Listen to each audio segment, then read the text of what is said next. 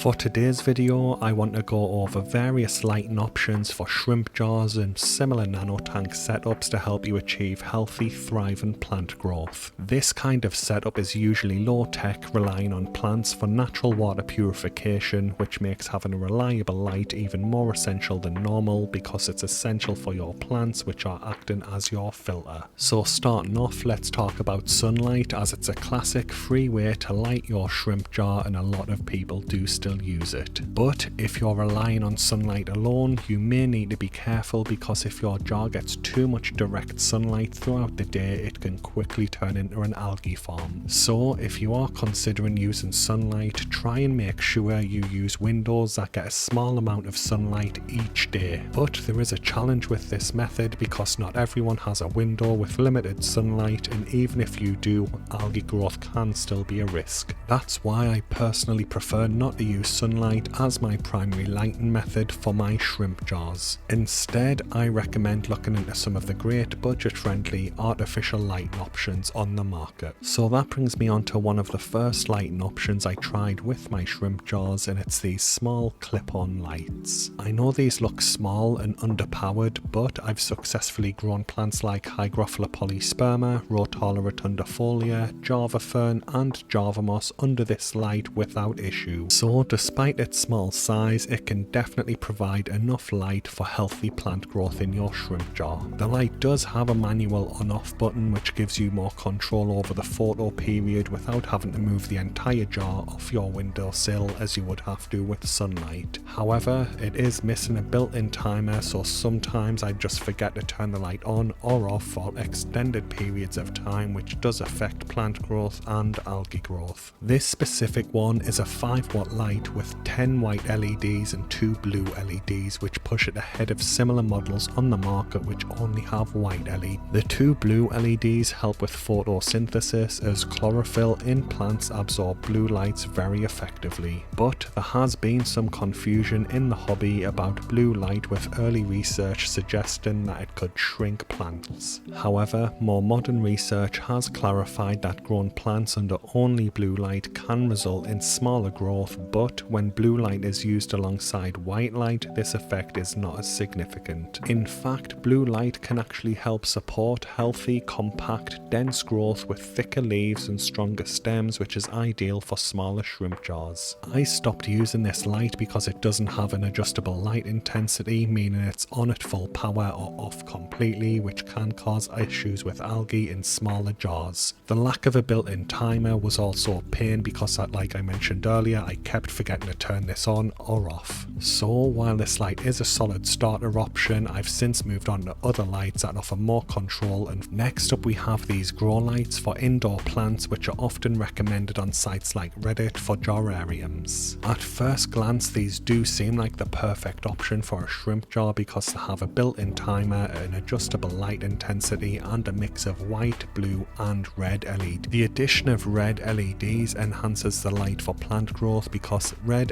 aids in photosynthesis while also helping to grow plants larger and taller. Therefore, this combination theoretically supports fuller plant growth, balancing out the compactness seen with just white and blue light with the small cheap clip-on light covered earlier in the video. But in practice, these lights turned out to have some major limitations, being the worst of everything I've tried so far. For one, there's no information about their wattage or lumen output on their sales page, which did raise some questions about its actual power output. And unfortunately, the light does seem to be very underpowered even compared to cheaper lights that I've tried. I noticed that this light struggled to support submerged plant growth in the shrimp jar that I tried it with minimal growth shown over 6 weeks. It ended up being more useful for growing immersed pothos positioned directly under the light on my 40-gallon tank. Even then, the effectiveness of the light was limited to the plants that were very close to the LED. To me, this suggests that there's some kind of PAR or photosynthetic active radiation issue with this type of light, causing the intensity to drop off quickly as it travels further from the ice. Another issue was the built-in timer, which only has 3 options, which are 3, 9 and 12-hour photo periods. Personally, I found that a 6-hour photo period is the sweet spot for my setup, so the limited timer settings meant I couldn't optimize the light cycle for healthy plants and algae control.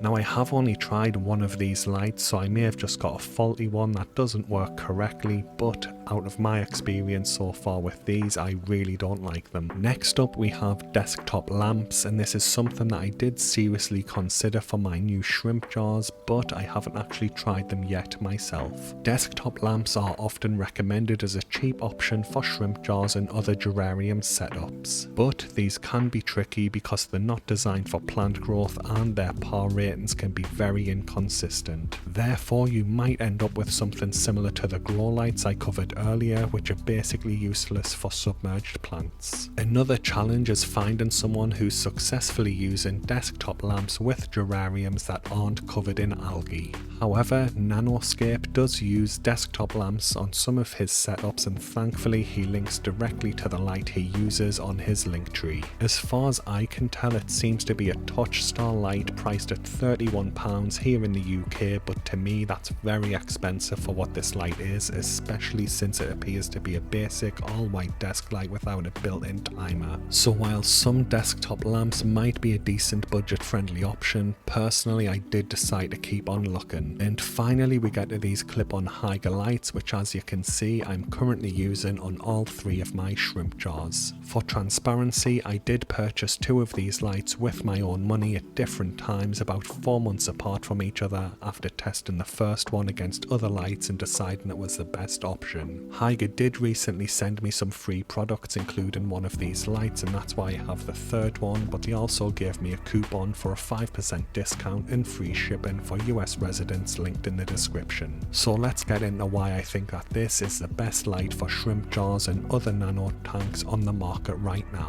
In short, it's because it checks every box that I look for in a light for this type of tank setup. I know that a lot of people only focus on PAR when it comes to lighting, but wattage and lumens can still be a useful indicator of how well the light will perform, and both are clearly listed on the sales page. Not only does it come with white, blue and red to optimize plant growth, but it also offers 3 different lighting modes, which are white light, full spectrum light and blue and red light only. The light also has a built-in timer with a 6, 9 and 12 hour photo period saved as standard that's easy to use at the press of a button. On top of that, the light also offers different intensity levels, so if you are having an algae bloom with this light you can simply dim it and switch to a low photo period. Functionally it meets all of my needs, and I'm planning on buying 3 more over the coming months for 3 more shrimp jars that'll go onto this shelf. My preferred settings for the lights are at the 6 hour photo period with full spectrum lighting on the highest lighting intensity possible. The first generation of these lights had this bulky clip that was a bit of a pain, but thankfully as you can see the Gen 2 model has this smaller, easy to use clip, solving the only real issue that I had with these lights. And as for plant growth, you can see that my shrimp jars are thriving. This is my 200-day-old Wallstad shrimp jar, and as you can see the Rotala Rotundifolia is doing really well, and it's even started to grow out of the top of the jar, spilling out and doing what it wants. Meanwhile, the plants in this 65-day-old jar are thriving too, and this one is aquascaped to look a little bit better than the first one, but the plants in here are really doing well.